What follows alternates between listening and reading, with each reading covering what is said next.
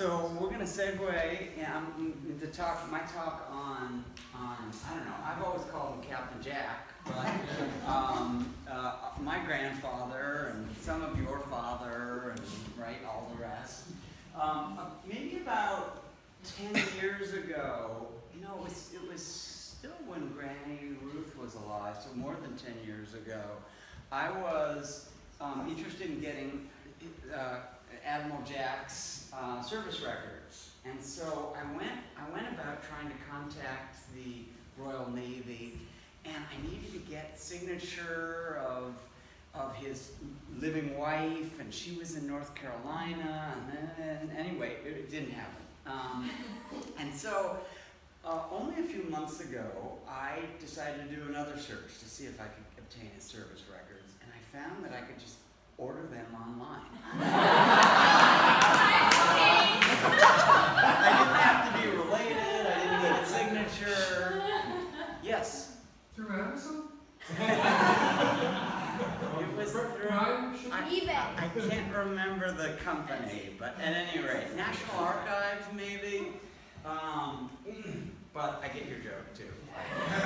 So I ordered them, and it was like this incredibly small, old-style cursive, and I had to use a magnifying glass, and so at any rate, this talk is largely the result of my findings in those service records, and also some other searching I've done on the internet, and some really nice correspondence with Deirdre, and I found more than I thought I ever would. So I'll start talking about Jack now. There he is, John George Lawrence Dundas. I don't know exactly what year this photo was taken. Would you? By any chance? I wonder, I have that photograph framed at home from my mother, but I don't know. He was very young. I mean, but I would have guessed it was he was about 30, or early 30s. So the 20s then. Yes. I'm so glad that Lawrence came up, and even Thomas as well. So I'm going to refer to him as Jack. He was born in London in 1893 to Maud Fitzwilliam and Honorable Patrick Thomas Dundas. Jack's father was the youngest of Honorable John Charles Dundas, who in turn was the youngest son of Lawrence Dundas, whom we were just chatting about, the first Earl of Zetland, rather. I was sort of hung up on Honorable, and it was always referred in the third person. You never would say, hello, Honorable, to their face. It was always third person. And that title tended to be given to those who did not inherit the title of Baron or Earl and so forth. Drew? Yes? And Deirdre, is this not correct, that this Lawrence Dundas was not the original founder of the family? No, He was his at grandson. least the grandson. He was his grandson. So it's not the same Lawrence that we were That just we were, hearing about. yeah, with the Chippendale stuff. Got it. No. That's from 1750s. Got it. Okay. Thank you. I wasn't sure. But it might have sat on the couch.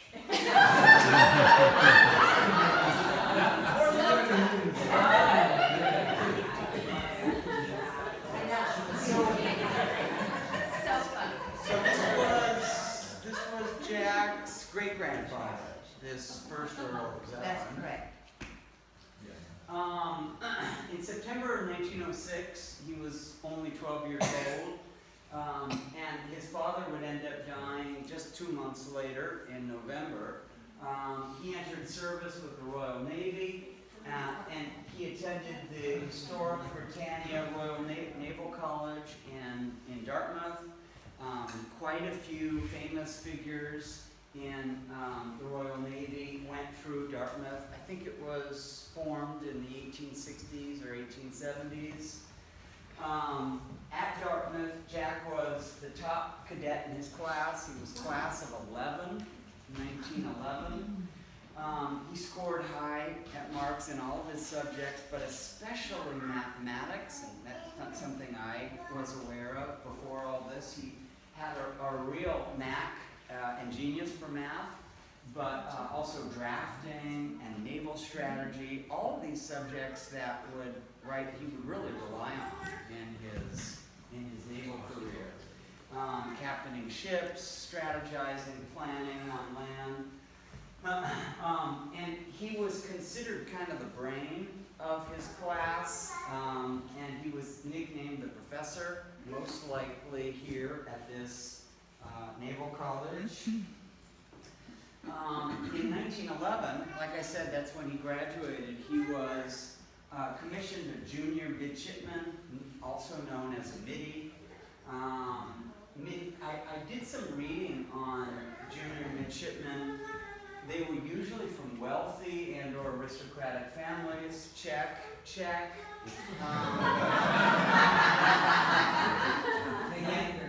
They were training to become commissioned officers. In quote, they typically joined between the ages of 12 and 18. They slung their hammocks in the gunroom and took orders from the gunman. They learned navigation and other skills from the captain, and the chaplain was often their schoolmaster.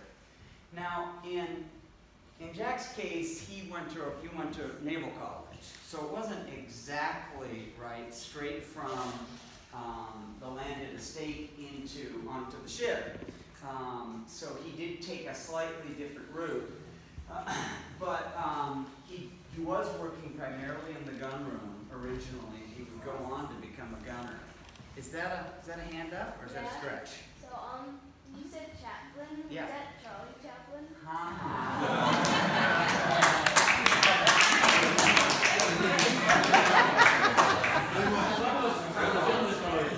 He is my son. Chaplain, is it's like a cleric of some kind, right? And most ships had them until recently. Maybe some of the bigger ones, even today, still do. As a middy, Jack made and received flag signals to other ships. He supervised small groups of men. He surely rigged the snotties. They were officer cadets, one rank lower than middies. And he was likely in charge of a division of guns as well. And how old was he then? So he was, so 1911, he was 18, 17, 18. Wow. Yeah, and he was 12, when he started his naval career. So moving into becoming a young officer, in early 1914, on the eve of the Great War, Jack was promoted to acting sub-lieutenant. He was stationed on the HMS Sentinel. Surely they could have qualified that further. Yeah, I know. He was, I guess it's this position you have only for about a year until you're given lieutenant. And he was on this scout cruiser that led destroyer flotillas. It didn't last long, this ship, because it was quickly surpassed by ships that would go much faster. His captain, Walt Wolcombe, wrote of his young officer, exceptional, thoroughly reliable, good command of men, very promising officer. The service records are full of evaluations by his captains and his commanders and eventually admirals that were above him, and they're all glowing. I mean, they found a million different ways to talk about how excellent my grandfather was, our grandfather and father was in every way, and I'll be talking a little bit more about that. A year later, in 1915, and it's no surprise, given the accolades he was getting, Jack was promoted to full lieutenant, and he was stationed on the HMS Hercules. There's not a whole lot on his service in World War I, and I think one of the main reasons is that really wasn't a naval war. There was one sea battle in World War I, and it was Jutland. And there's an admiral sort of friend, rival of Jack's, the same class from that Dartmouth College I mentioned, a fellow named Admiral Philip Vian, who's actually quite famous. And they were both good friends and also fierce rivals. They were both, again, same class. And he wrote a memoir in 1960, and he mentions Jack a fair amount and refers to him as a good friend.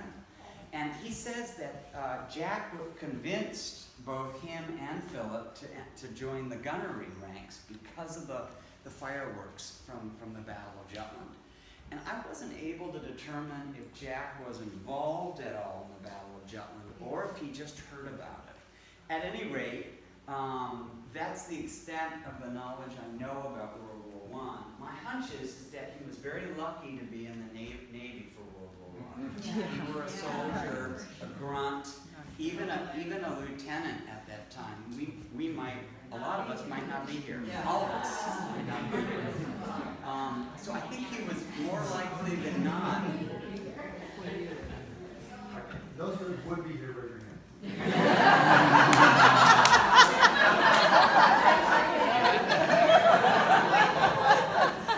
But you might not be in this room. Right, but not like her. Another question. No, I was just raising my Yep. hand. Oh,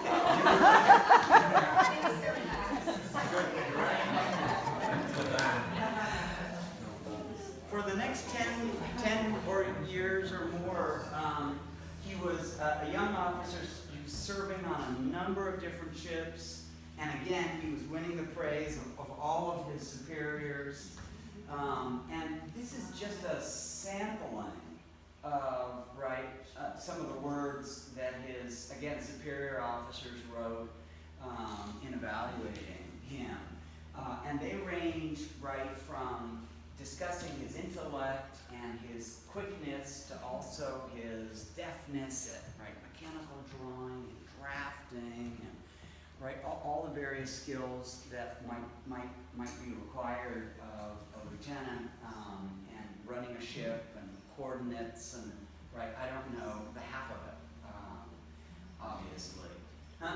He was almost all the evaluations I've read talk about how much of a hard worker he was, but also how he had some things that couldn't be taught in some ways, and original and imaginative.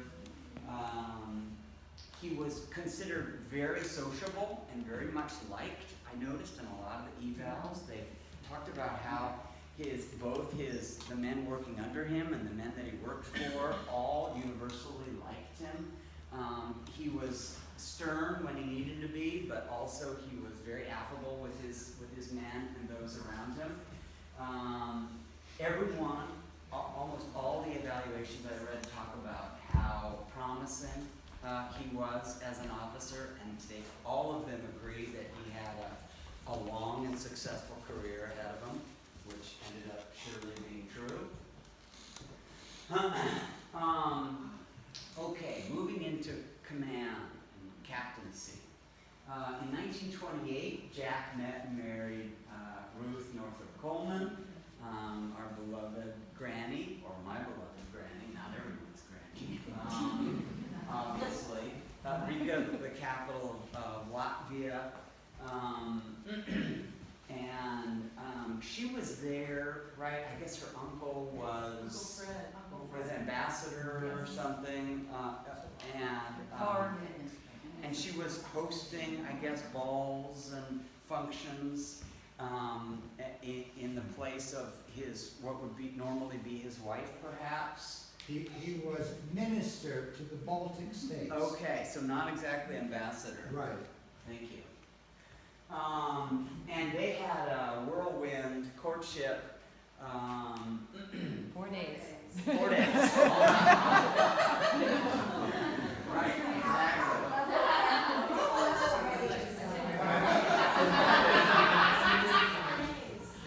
4 days. Later that same year, December, after they married, he was promoted to commander, which was just the rank below captain. And now at this point, he's able to right, to be first in command of a ship. Though all the ships that he would be on hereafter, he wouldn't necessarily be in first command. In 29, he was assigned to the Centaur, and this was a ship that would dock at various ports in England, and so Ruth and an army of wives, as Deirdre put it, would flock from port to port to meet and greet their husbands. And right at docks such as ports such as Plymouth. In 1930, he was in the early 30s. He was assigned to two battleships, flagship battleships, both the Queen Elizabeth and the HMS Valiant.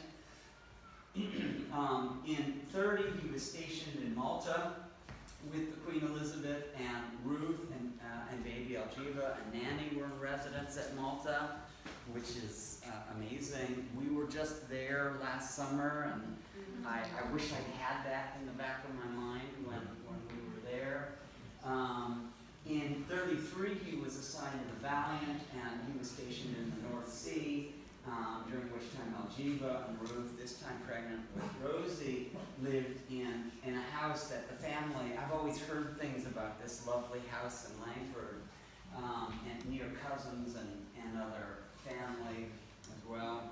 This is something that comes up early in his career, is that he gains access to both the North Sea and the Mediterranean. And that ends up being really vital for World War II, which has part of that war's theater is the North, in the Arctic and the North Sea and the Norwegian Sea, and also the Mediterranean and the Suez Canal. And so he gains sea knowledge of both of these territories pretty early in his career, which would end up serving him quite well, and the Navy, of course, too.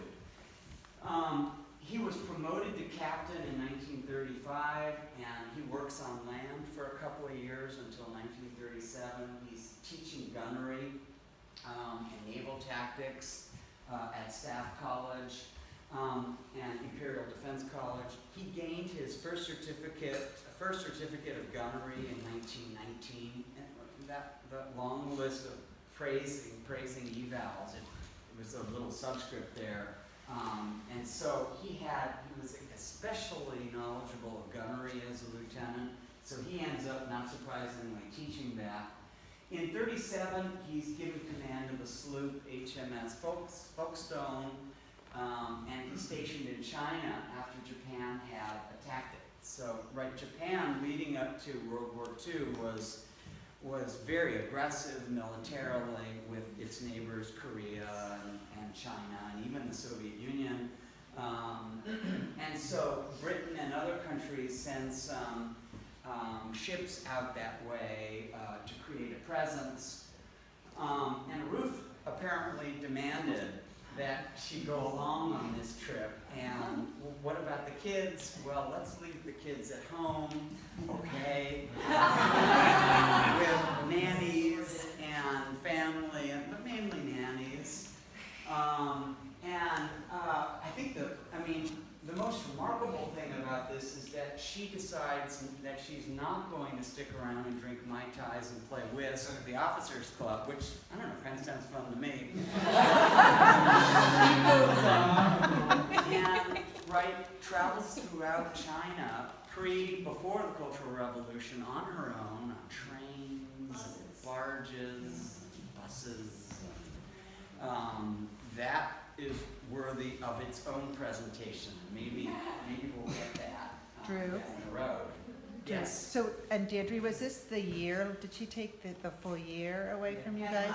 10 months. It was about, and we were left at home, Drew, because they got news that recently in China, a lot of English babies had died of dysentery.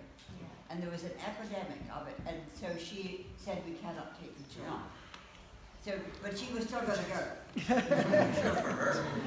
And they're Say saying it for her. 24/7 Hey, Jackson. for 10 months. She did not have an hour off. She was secured. Wow.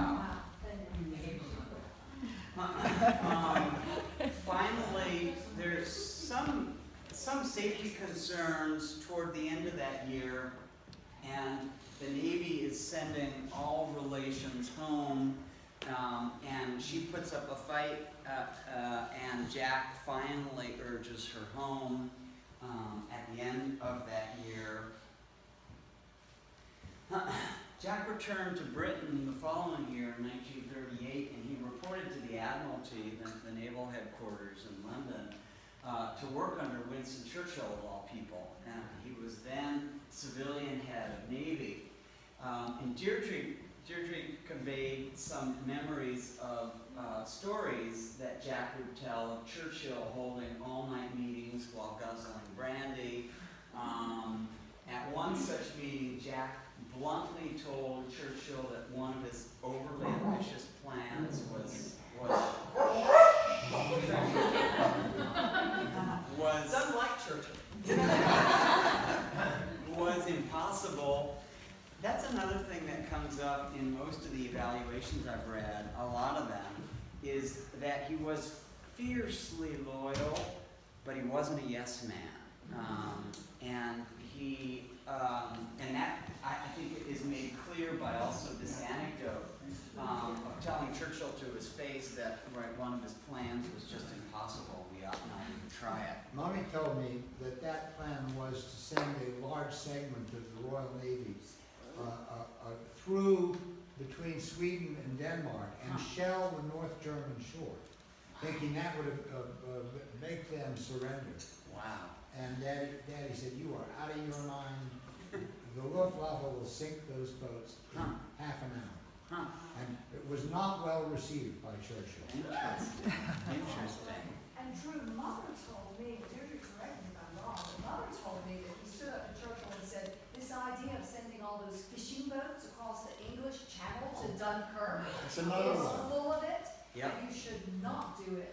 Well, The English Channel is known for being choppy and it does not passable most of the year, and that morning, they woke up and it was glass. You know, that's interesting, Deirdre, you should correct us, because what I heard was whoever was above him, the Sea Lord or whatever, told Churchill, you have to, but Churchill didn't want to go to Dunkirk, and he said, if you lose 200,000 men, the morale in this country, the war will be over.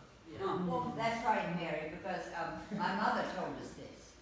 And Daddy had told in great secrecy to my mother that the government and Churchill had told them not to do a massive evacuation of Dunkirk. Oh. And the Admiral, who was Admiral Burrows, I believe, John, your godfather, Yes. Admiral Burrows said, absolute nonsense, we are going ahead, Wow. and disobeyed Churchill. But, I mean, England was still a democracy. Churchill was the Prime Minister, but his senior men were not always going to obey him. The movie comes out next month. Right. I've done her.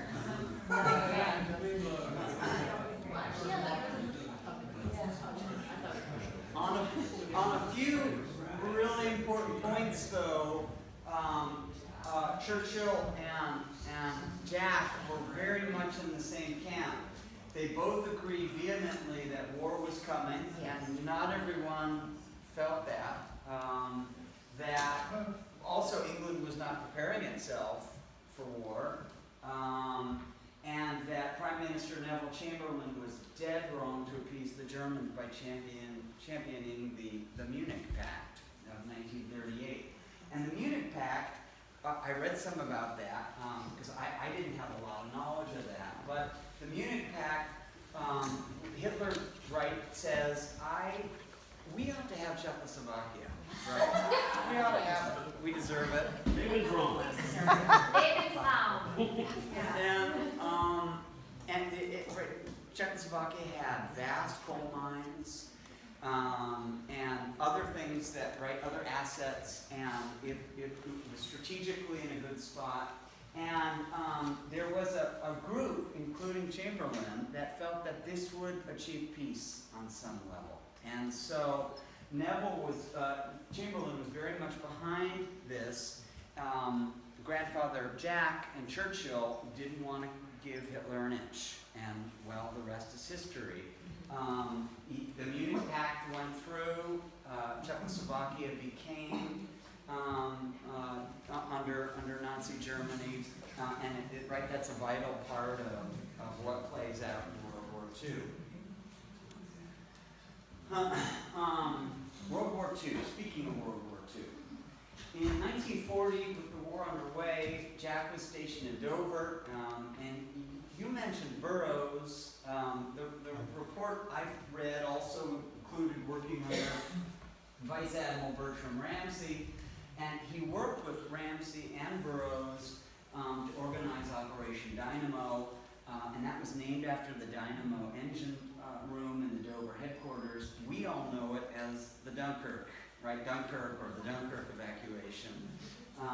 Over 8 days in May, June 1940, Jack didn't get any sleep leading up till this and during.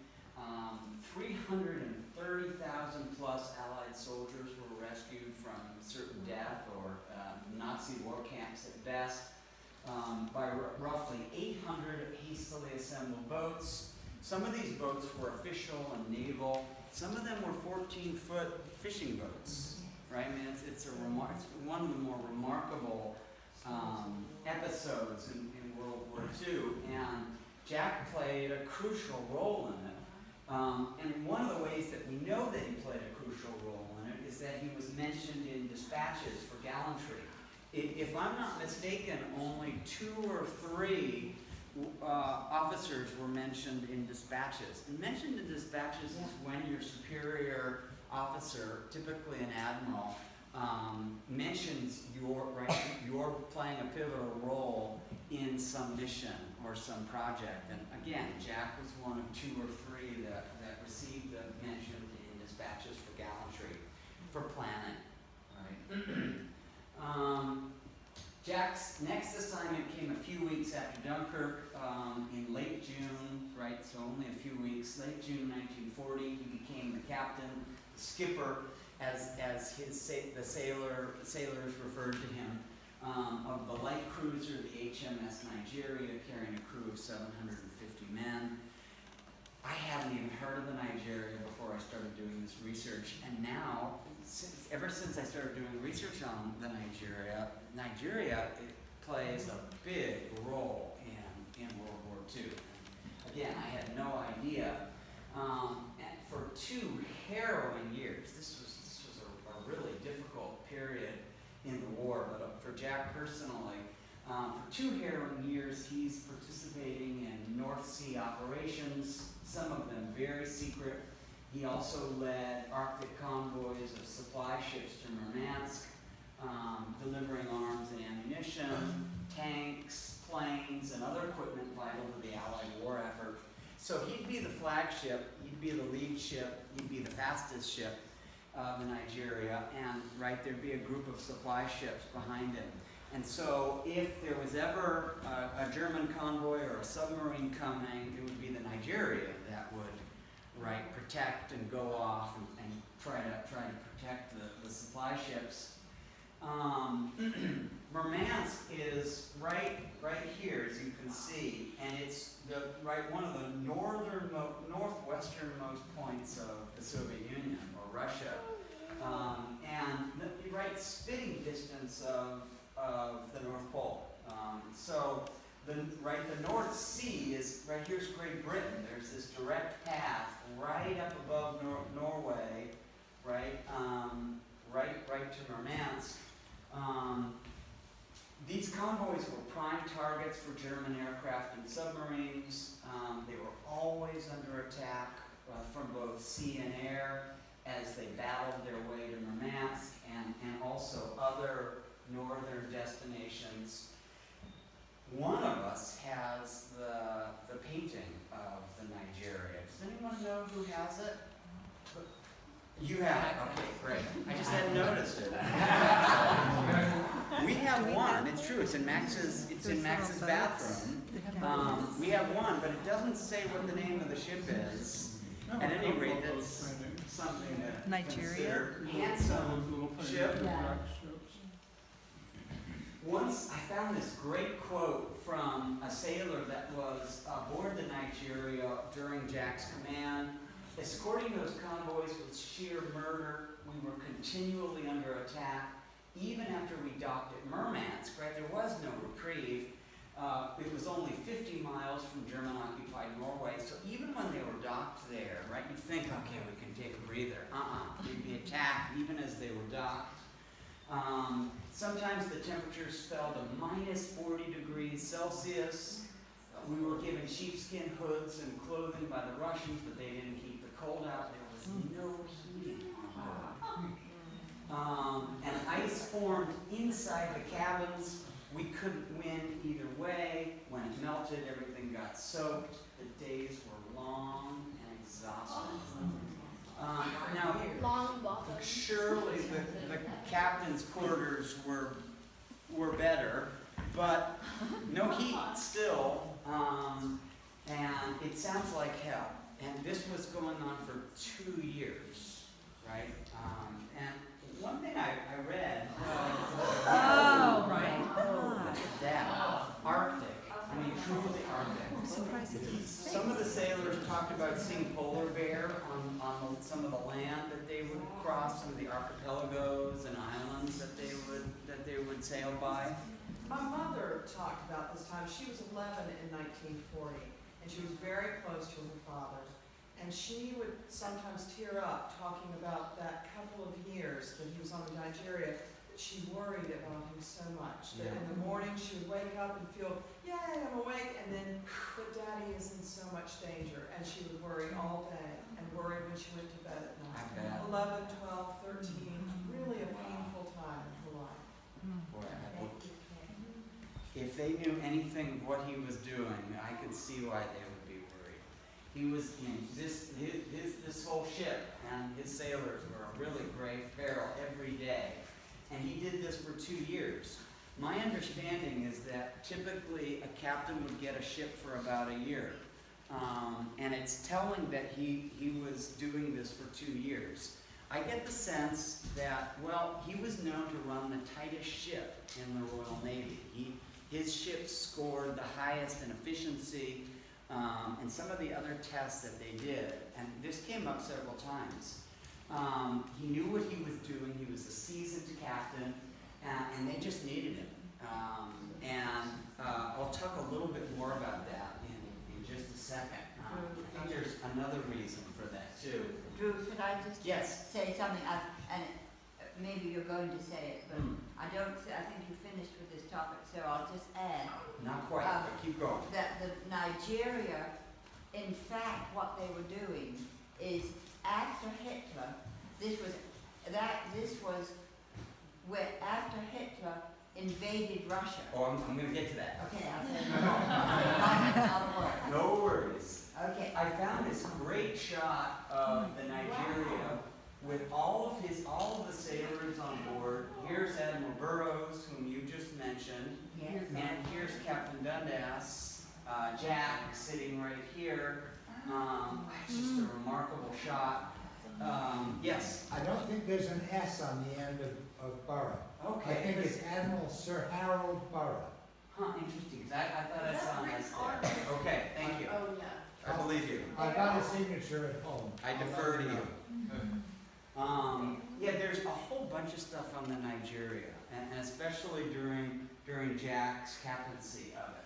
Maybe Admiral Barrow was not the one at Dunkirk, and I may be wrong about that. Maybe he was just his admiral Could be. on the Nigeria. Could be. Yes. Could be. Several report that Jack lost weight during his time on the Nigeria. Most did. And there was some acknowledgement that this was an enormous strain and stress, and it would be on anyone. They seem to report. There's more to say about the Nigeria. One foggy night, June 28, 1941, along with several destroyers, the Nigeria intercepted a German weather boat, the Lauenburg. They found on board really vital code books and also one of the earliest Enigma machines captured. Wow. Yeah, cool, right? And particular were working on trying to crack Nazi codes, and so these were really big finds. And here is an example. Here's a shot of one of these Enigma machines, kind of like a typewriter, originally used in a business context. It was invented by a Danish fellow, I believe, and then later used to compose and convey really cryptic code. This all took place, right? Here's the North Sea up in here. Here's Norway, Iceland, Greenland, and off of this little island, Jan Mayen, probably not pronouncing that well. That's where that German weather boat was intercepted. Only a few months later, in September of 1941, the Nigeria played a key role in Operation Gauntlet, escorting Rear Admiral Philip Vian, right, the classmate of Jack's from 1911. He had a group of ships called Force K. The Nigeria was the flagship and escorted them to this Norwegian archipelago, the Spitsbergen, way up here, spitting distance from the North Pole, to evacuate personnel and destroy coal mines that were of great use to Germany. Jack was in charge, and Jack and his ship were in charge of bombing the infrastructure on this island. That attracted the attention of a German convoy. The Nigeria then went to intercept this German convoy and ended up sinking the enemy ship Brahms. Now, there's some debate as to how this ship was sunk, but my understanding, I'm going to go with this version, is Jack ordered the Nigeria to ram the Brahms and severed it in half, and it sunk.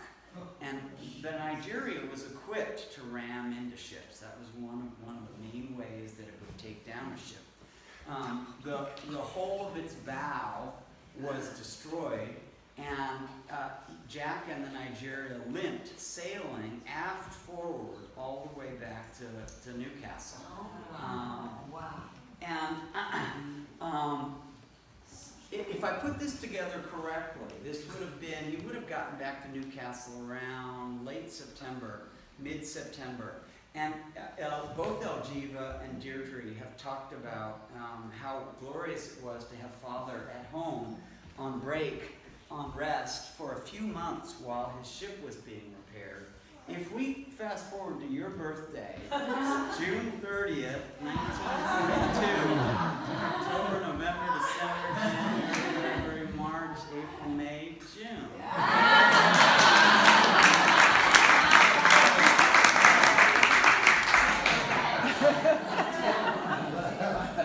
Let's hear it for the Bremsy.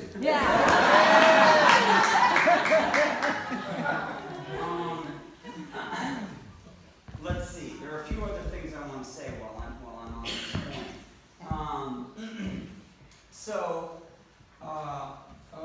I've forgotten what it was, but it's going to come back. I promise. I promise. Yes.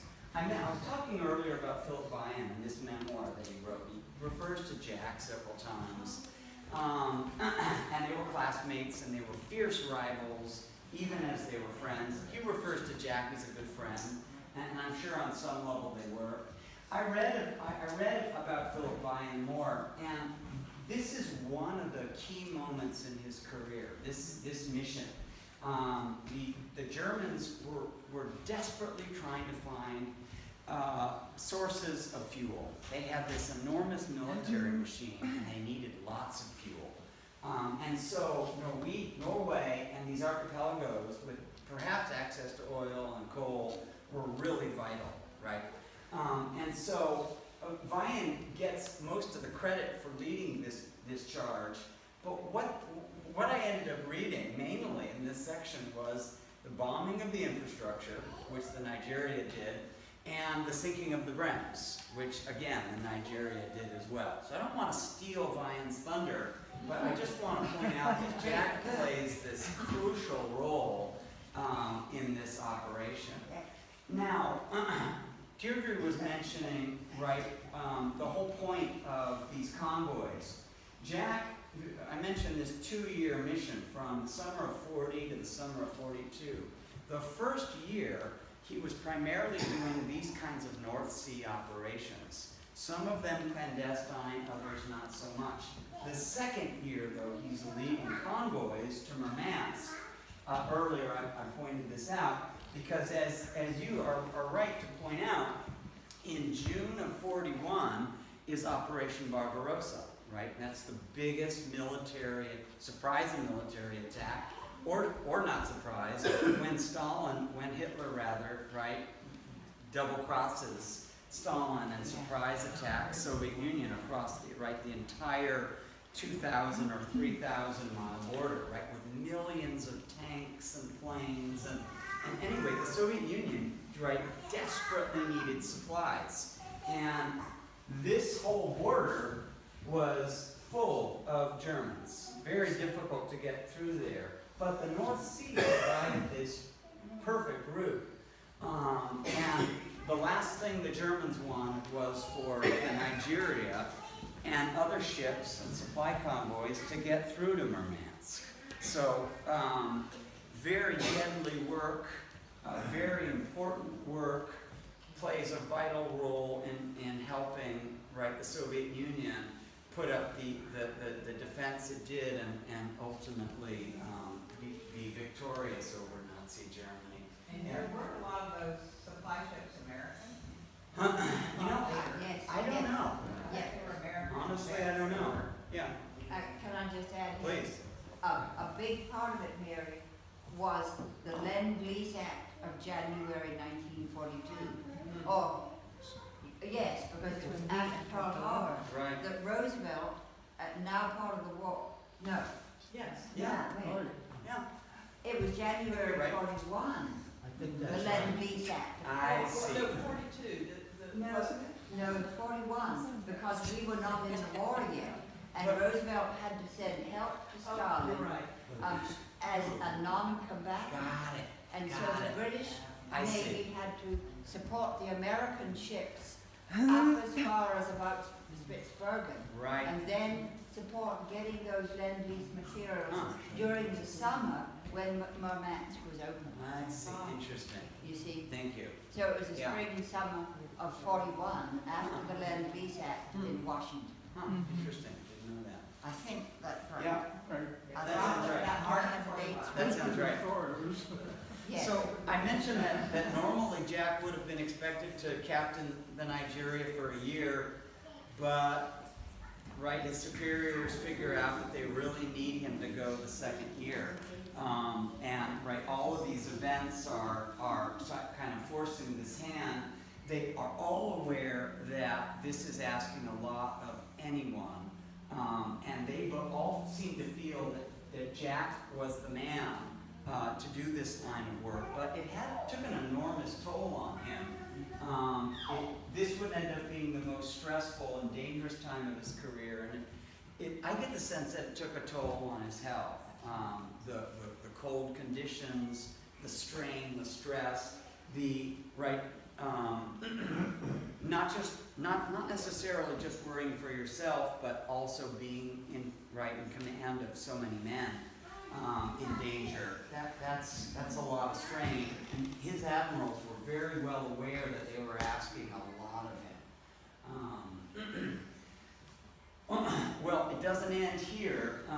He was relieved of his duty finally on the Nigeria in the summer of 42, and he was reassigned as Chief of Staff of the Mediterranean Fleet. He was stationed first in Alexandria, then in Algiers. He helped to oversee the Allied landings in France, and as importantly, to prevent the German Navy from reaching the Suez Canal and Middle Eastern oil. By this time, Germany is especially desperate for finding more oil sources. In 43, Jack was second in command, Chief of Staff this time of Levant, and Middle Eastern countries, and under one of his heroes, apparently Admiral John Cunningham, and it was under him, second in command, that he attended the Tehran conference. And this was the first of 2 or 3 meetings of the big Allied Three, represented by Roosevelt and Churchill and Stalin. And it was at this meeting, if I'm not mistaken, that Churchill said, "Oh, I can't do a good British accent or a good Churchill accent, but oh, you're Dundas. I remember you disagreed with me on."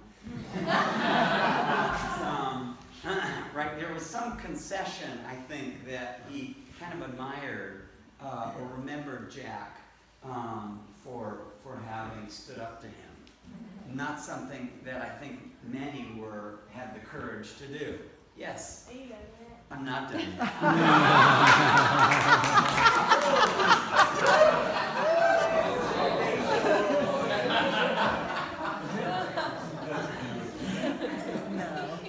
I don't know. Wherever I think of some of these big events in World War II, and he seems to be kind of in the center or on the periphery of a lot of them. It's pretty remarkable. In 1944, Jack was promoted to Rear Admiral, and he became Assistant Chief of Naval Staff, and he held this position until the war ended, and even a little bit after the war ended. As usual, his superiors, in this case they were admirals, they just gushed in recommending his promotion. They talked about him being a natural leader, honest, loyal, right, not a yes man, again, the highest sense of duty, a remarkable planner with vast knowledge of the North and of the South, excellent at strategy, always reliable to deliver the goods. The only negative that I read in these evaluations, and it came from the early 1940s, was that he tended to be kind of gloomy and that he tended to fear the worst. Now, hindsight's 20/20, but I think he was ahead of the curve on that.